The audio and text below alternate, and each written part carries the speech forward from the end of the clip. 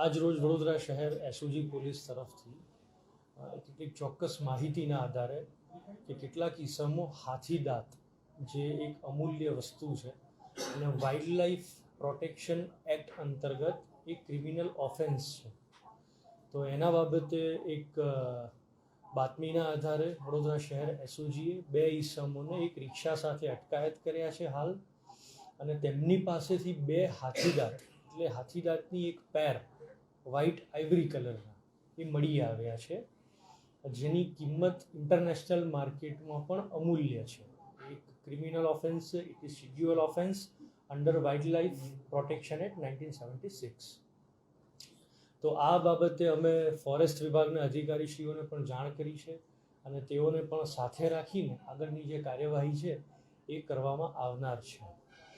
વધુમાં એ લોકોએ અગાઉ આ પ્રકારના કોઈ વન્ય પ્રાણી અધિનિયમના કોઈ ગુનામાં કે એવી કોઈ તસ્કરીમાં તેઓ સંડોવાયેલા છે કે કેમ તે બાબતે પણ તપાસ અમારા તરફથી કરવામાં આવશે, અને કોઈ વ્યક્તિઓને ભૂતકાળમાં કોને વેચ્યા છે, કોની પાસેથી લાવ્યા છે એના બાબતે પણ તપાસ કરવામાં આવશે.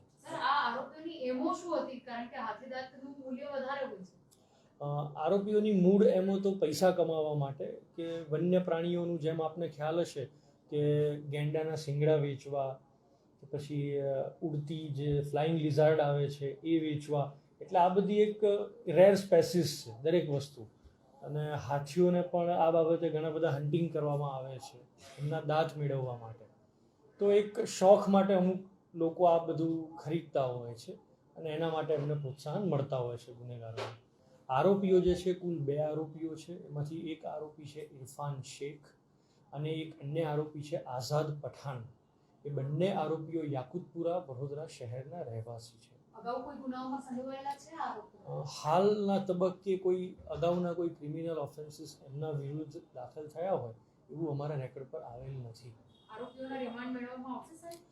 એ બાબતે ચોક્કસથી જે આગળની જે પણ કાયદાકીય જે પ્રોસેસ છે કરવામાં આવશે. આ ક્યાંથી લાવ્યા છે હાથીદાંત? કારણ કે એટલા અમૂલ્ય જે શિકાર કરવામાં આવે છે, તો એ બાબતમાં શું તપાસ થઈ રહી છે? હા, હવે હાથીદાંત એ લોકો, મેં જેમ આપને કહ્યું કે ક્યાંથી લાવ્યા છે એ સૌથી અગત્યનો પ્રશ્ન છે, અને આ બાબતે વન્ય વિભાગને પણ અમે સાથે રાખ્યા છે અને એ બાબતે આગળની કાર્યવાહી કરશું.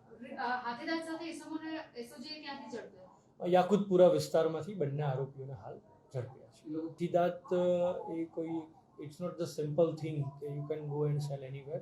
તો એના માટે પ્રોપર આપણે એક આપણી જે મેં કહ્યું કે એક ખાનગી બાતમી રાહે આપણે તેમને પકડ્યા છે. આ બાબતે જેમ કહ્યું કે સરકાર તરફથી આની કોઈ ચોક્કસ કિંમત સરકારી આંકડા પ્રમાણે કરવામાં નથી આવતી, બિકોઝ ઇટ ઇઝ સો પ્રીસિયસ, એક અમૂલ્ય વસ્તુ છે. તો સરકારી ચોપડે આ બાબતે કોઈ એની કિંમત જાહેર કરવામાં આવતી નથી. હા, ઇન્ટરનેશનલ, મેં જે અગાઉ આપને કહ્યું કે ઇન્ટરનેશનલ કદાચ એવું પણ શક્ય હોય કે આ જે દાંત છે એ બહારથી પણ મંગાવવામાં આવ્યા હોય, કારણ કે થાઈલેન્ડ, કંબોડિયા, વિયેટનામ આ બધી કન્ટ્રીઝમાં હાથીઓના શિકાર સ્પેશિયલ હાથીદાંત માટે કરવામાં આવે છે. તો પ્રોપર કોઈ સિન્ડિકેટ છે આ માટે, કેવી રીતે આવ્યા છે એ આગળ તપાસનો વિષય છે, અને એ બાબતે આપને ચોક્કસથી અમે જણાવશું.